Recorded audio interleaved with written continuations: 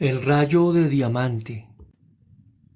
Ya hemos hablado de dos yanas o caminos del budismo, pero ahora añadiremos un tercero. Si Hinayana significa literalmente el pequeño camino y Mahayana el gran camino, Vajrayana es el camino del diamante. Vajra era originalmente el rayo de Hidra, el dios del trueno hinduista que es mencionado con frecuencia en los primeros budistas Pali. Pero cuando Mahayana convirtió a Buda en una figura cósmica, el rayo de Indra se transformó en el centro de diamantes de Buda. Vemos aquí un ejemplo revelador de la capacidad del budismo de acomodarse a las ideas locales a la vez que les da nuevos valores mediante la modificación del centro de gravedad espiritual. Porque el diamante transforma el rayo, símbolo de poder natural, en un emblema de supremacía espiritual, mientras que retiene las connotaciones de poder que poseía el rayo. El diamante es la piedra más dura, 100 veces más dura que su rival más próximo, y al mismo tiempo es la más transparente. Esto le da el camino del Vajrayana, fuerza y lucidez, fuerza para percibir la ilusión, la visión de luminosa compasión de Buda. Acabamos de señalar que las raíces del Vajrayana pueden seguirse hasta la India y que continúan existiendo en Japón como el budismo Shingon, pero fueron los tibetanos quienes perfeccionaron este tercer camino. El budismo tibetano no es un simple budismo al que se han incorporado las deidades Bon del Tíbet pre-budista, así como tampoco puede caracterizarse como un budismo hinduista con su apego de los siglos XIII y IX, que hubiese sido llevado hacia el enorme, hacia el norte, para preservarlo de su colapso en la India. Para captar su particularidad debemos verlo como el tercer camino budista importante, haciendo la salvedad inmediata de que la esencia del Vajrayana son los tantras. El budismo tibetano, el que trataremos, es en el fondo el budismo tántrico. Los budistas no tienen el monopolio de los tantras, que aparecieron durante el hinduismo medieval, cuando la palabra tenía dos raíces sánscritas, de las cuales una era extensión. Con este significado, tantras implica textos, muchos de ellos de carácter esotérico, que se añadieron al cuerpo hinduista para ampliar su alcance. Pero esto nos proporciona solo el significado oficial de la palabra, porque en el contenido de esos textos se halla el segundo significado que se deriva del arte de tejer y denota interpenetración. Al tejer, los hilos de la urdimbre y la trama se entrecruzan repetidas veces. Aunque fue el hinduismo el que auspició esos textos, fue el budismo, en particular el tibetano, el que les dio un lugar destacado. Los tibetanos dicen que su religión no tiene una meta distinta. Lo que distingue su práctica es que posibilita que uno alcance el nirvana dentro del periodo de una sola vida. Esta es su premisa principal. ¿Cómo la defienden los tibetanos? Dicen que la agilización se logra utilizando todas las energías del ser humano, incluyendo decididamente las corporales, y poniéndolas todas al servicio de la búsqueda espiritual. La energía que más interesa a Occidente es el sexo, por lo que no es sorprendente que la reputación de los tantras en el extranjero se haya basado en el uso sacramental de este impulso. H. G. Wells dijo una vez que Dios y el sexo eran las dos únicas cosas que de verdad le interesaban. El poder tener las dos, no vernos forzados a elegir entre ellas como sucede en la vida monástica y en el celibato, suena como música para los oídos modernos, tanto que para la mentalidad popular occidental los tantras y el sexo son casi sinónimos. Esto es desafortunado porque no solo oscurece el mundo más amplio de los tantras, sino que distorsiona sus enseñanzas sexuales al sacarlas de este mundo. Dentro de ese mundo, las enseñanzas de los tantras sobre el sexo no son ni excitantes ni estrafalarias, son universales.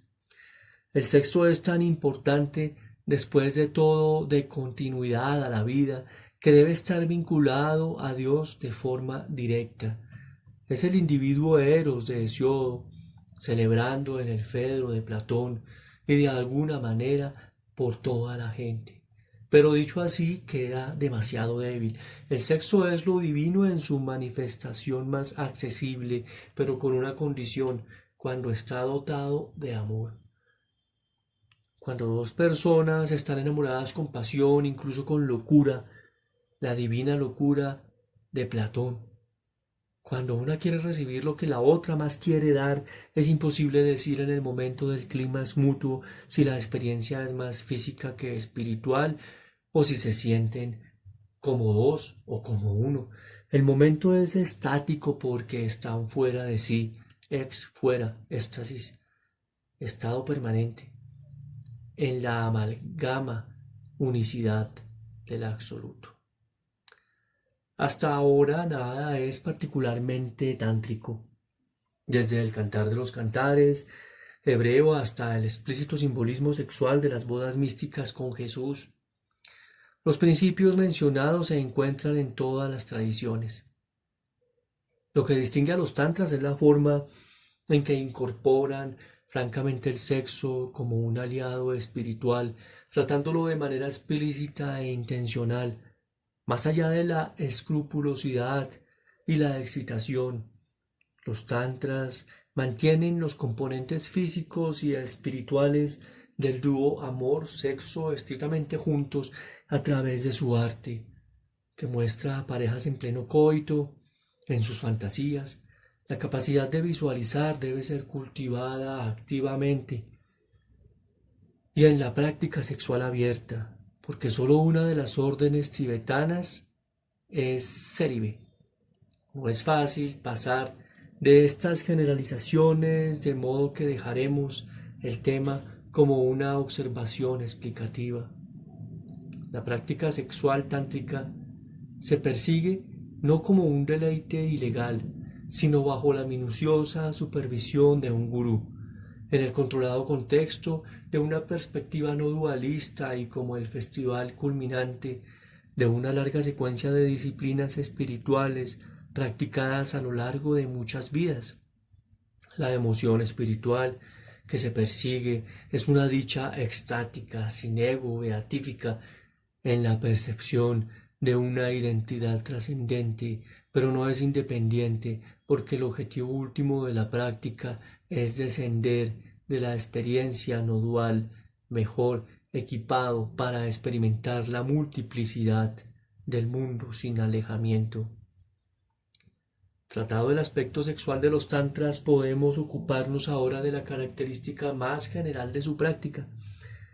Ya hemos visto que estas son distintas en cuanto que se basan en el cuerpo y las energías físicas que utilizan con más regularidad los tantras son las vinculadas al habla, la vista y la gesticulación. Para apreciar la diferencia en una práctica religiosa que hace uso activo de estas facultades, es útil recordar el Raja Yoga del hinduismo y el Zen del budismo, cuyos programas de meditación propician la inmovilización del cuerpo para que con fines prácticos la mente pueda elevarse sobre él. Una foto instantánea podría captar el cuerpo en tal tipo de meditación, mientras que con los tibetanos haría falta una cámara filmadora, con registro de sonidos incluido, porque cuando practican sus rituales mueven los cuerpos de forma constante.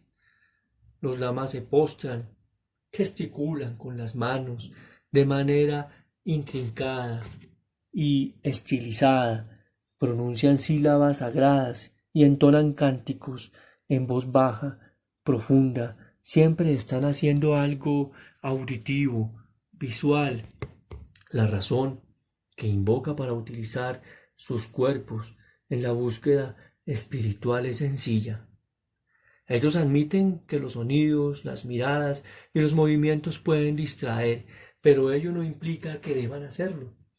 Fue el genio de los grandes pensadores de los tantras el que descubrió los upayas, medios habilidosos para canalizar las energías físicas hacia corrientes que conducen el espíritu hacia delante en lugar de descarrilarlo.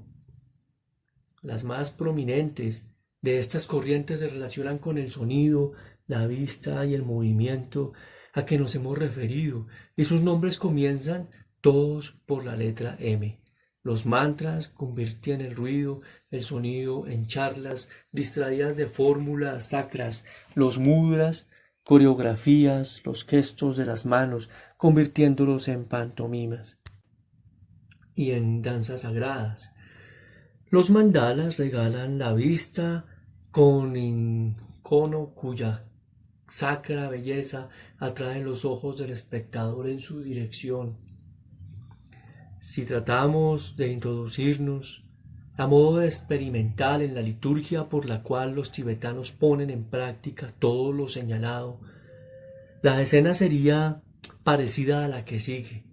Sentados en largas filas paralelas, con tocados que oscilan desde coronas hasta rústicos sombreros chamanes, vestidos con mantos castaños que periódicamente cubren con suntuosos trajes de plata, púrpura y oro, pronunciando rápidas metáforas para sus estados interiores de conciencia, los monjes empiezan a cantar. Comienzan a hacerlo en un único tono profundo, gutural y métricamente monótono, pero a medida que la conciencia aumenta en profundidad, este tono único se convierte en armonías que suenan como acordes a plena voz, aunque en realidad los monjes no cantan partes asignadas, puesto que la armonía, un descubrimiento de la actualidad, no sé. Bueno, ya que la armonía es un descubrimiento occidental, es desconocida. Por medio de un truco vocal que no existe en ninguna otra parte del mundo, reforman sus cavidades vocales de manera que se amplifican los sonidos apenas insinuados hasta el punto en que pueden detectarse como verdaderos sonidos, aunque discretos. Mientras tanto, sus manos realizan gestos estilizados que por efecto kinesiológico aumentan los estados de conciencia a los que van accediendo. Hay una última característica decisiva en esta práctica que escaparía a los observadores porque es totalmente interior. A lo largo de todo el ejercicio, los monjes visualizan las deidades que invocan y lo hacen con tal intensidad. Se necesitan años de práctica para dominar esta técnica que pueden verlas. Al comienzo con los ojos cerrados, pero luego con los ojos bien abiertos como si estuviesen físicamente presentes. Esto contribuye de gran manera a hacerlas reales, pero una vez alcanzado el clímax de la meditación, los monjes van más lejos aún, cuando experimentalmente fundirse con dioses que han evocado para apropiarse mejor de sus poderes y sus virtudes. En este acto se concierta un extraordinario ensamblaje de formas artísticas, pero no por el arte en sí, sino como una tecnología destinada a adaptar el espíritu humano a las longitudes de ondas de las deidades tutelares que invocan. Para completar este perfil de las particularidades del budismo tibetano, debemos mencionar una institución única en 1989, cuando se concedió el Premio Nobel a su santidad Dalai Lama. La institución fue el objeto de atención mundial.